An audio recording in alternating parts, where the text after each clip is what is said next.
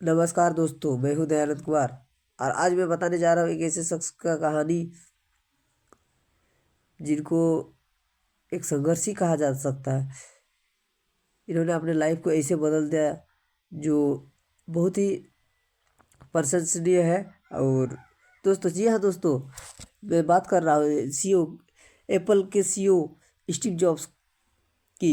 American business magnet कहा जाता है जिनको मिट्टी से सोना बना देते थे स्टीव जॉब्स। जब अपनी कंपनी एप्पल से निकाल दिया गया उसको, तो कुछ ही समय में उन्होंने दो कंपनी खड़ा कर दिया। तब एप्पल का बिजनेस घाटा में चलने लगा और उनको इज्जत के साथ वापस लाने का फैसला किया। कंपनी वालों ने स्टीव जॉब्स को फिर से लाया और लेकर आए भी। सकारात्मक सकारात्मकता के चलते कैंसर जैसे भयंकर बीमारी से भी प्रभावित नहीं हुआ। दोस्तों, 2005 में स्टीव जॉब्स को स्टैनफोर्ड यूनिवर्सिटी वोकेशन सेरेमनी में चीफ गेस्ट के रूप में बुलाया गया और इंडिया का top motivational speaker Sandeep Maheshwari ने भी इनको रिकमेंड किया कि स्टीव जॉब्स का एक स्पीच जो है इंग्लिश में है, उनको ज़रूर सुन लेना। और उन्होंने अपील किया कि सबको सुने ताकि ज़िंदगी का लाइफ का इल्यूजन को मालूम कर सके और लाइफ में क्या करना है, इस चीज़ को एक कठिन संघर्ष के साथ भी कैसे आगे बढ़ा जा सकता है। दिक्कत क्या है कि स्टीव जॉब्स इंग्लिश में, हमारे इंडिया में प्रॉब्लम यही है कि स्टीव जॉब्स जिस समय भाषण दिया करते थे उस टाइम वो इंग्लिश में भाषण था। और आज हमारा जो इंडिया का भाषा हिंदी है, यहाँ पर सबसे ज़्यादा लोग हिंदी समझते हैं, तो इसीलिए इंडिया का आदमी बहुत ज़्यादा स्टीव जॉब्स का स्पीच नहीं सुना है। तो धन्यवाद। आज भी तो इसके साथ ही हम स्टीव जॉब्स का एक बेहतरीन स्पीच सुनने वाले हैं और वो क्या बताते थे अपने लाइफ में कैसे आगे बढ़े। जिस समय स्टैनफोर्ड यूनिवर्सिटी में जिस समय अपना पहला भाषण देने के लिए गए थे, तो पहला भाषण ये है। धन्यवाद। आज विश्व का सबसे बेहतरीन विश्वविद्यालय में से एक दीक्षांत समारोह में उपस्थित होने से बहुत गर्वान्वित महसूस करता हूँ। आज मैं एक बात बताना चाहता हूँ कि मैं किसी कॉलेज से पास आउट नहीं हूँ, बल्कि मैं कॉलेज ड्रॉप आउट हूँ। पहली बार मैं किसी कॉलेज समारोह के इतने करीब पहुँचे हैं। मैं अपने जीवन की 3 कहानी सुनाना चाहता हूँ। पहली कहानी, connection the dots. In college में एडमिशन से पहले मैंने पढ़ाई छोड़ दी। क्वेश्चन यह है कि मैंने पढ़ाई क्यों छोड़ी। वास्तव में मेरी माता अविवाहित छात्रा थी और मुझे वो किसी और की गोद लेने के लिए देना चाहती थी, मगर एक शर्त था। मेरी माता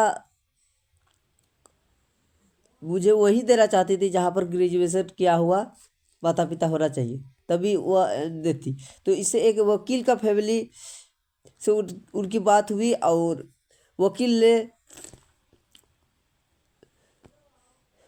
मेरी मम्मी को बोला कि मैं गोद ले लूँगा। तो बाद में पता चला वकील किसी लड़का का नहीं, एक लड़की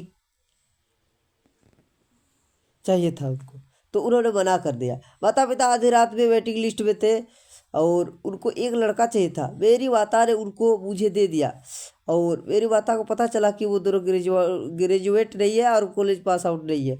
तो इससे मेरी माता को बहुत ही दुख पहुंची और उन्होंने बहुत मनाने के बाद उन्होंने मानी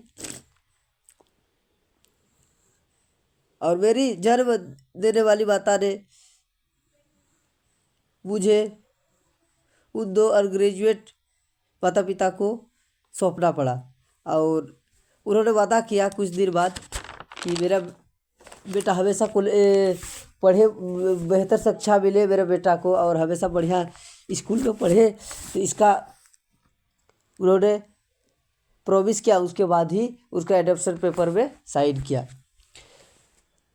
और गलती से उन्होंने स्टैनफोर्ड यूनिवर्सिटी जैसे ही कॉलेज चुन लिया गया और माता पिता की सारी जमा पूंजी मेरी पढ़ाई लिखाई में खर्च हो गई।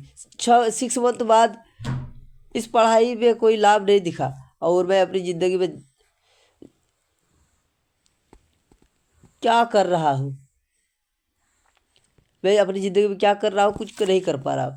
उस समय ये डिसीजन लेना रिस्की था, लेकिन बाद में पता चला कि ये निर्णय मेरे लिए सही था। जैसे ही मैं ड्रॉप आउट हुआ, उन किताबों को पढ़ना बंद किया और मेरा जहाँ इंटरेस्ट था, जो सब्जेक्ट में, वो काम करने लगा।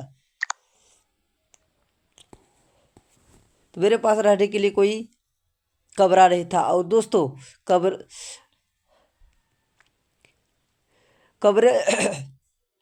कमरा में रह रहा था, जमीन पर सोना पड़ता था और दोस्तों के रूम में ही रहता था। और कोक के बोतलों को बेचकर जो पीते थे, वही बोतल को बेचकर हम खाना खाने का जुगाड़ भी कर लेते थे, खर्च निकालने का जुगाड़ भी कर लेते थे। मैं प्रत्येक रविवार 7 माइल पैदल चलकर हरे कृष्ण मंदिर जाता था और सप्ताह में एक दिन फ्री का खाना खा सकूं। तो ये है स्टीव जॉब्स का बहुत ही दुख भरी और दर्द भरी कहानी। तो दोस्तों,